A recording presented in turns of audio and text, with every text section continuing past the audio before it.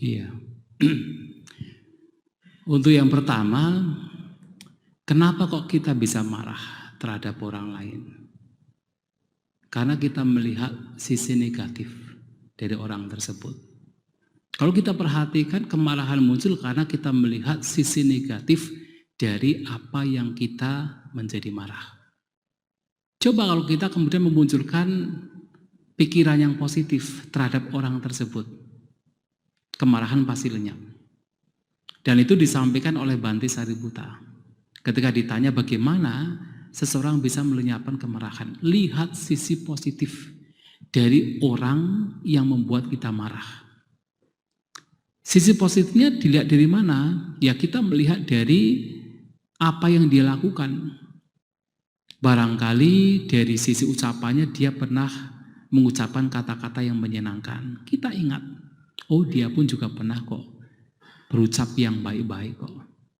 Atau kita melihat dari sisi perbuatan jasmaninya. Barangkali dia pernah melakukan kebajikan. Misalnya pernah berdana, pernah datang ke vihara bermeditasi. Kita ingat, kita renungkan itu. Bahwa orang demikian pun juga masih ada sisi baiknya. Kita ingat, kita bayangkan apa yang dia lakukan, kemarahan akan lenyap. Tapi kalau kita tuh selalu fokus dengan yang buruknya, ya memang kebencian akan muncul terus. Tapi kalau kita fokus dengan baiknya, nah kemarahan akan lenyap. Lantas bagaimana kalau misalnya tidak ada satupun perbuatan dia yang sebenarnya baik, semua buruk?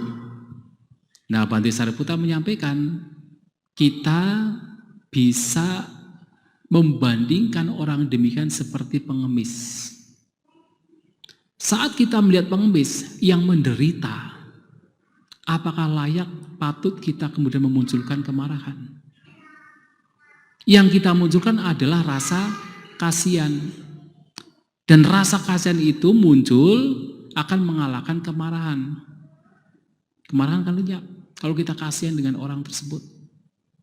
Nah, bagaimana orang yang berbuat jahat dan tidak ada satupun kebaikan yang ada pada dia, kita kok malahan memunculkan rasa kasihan?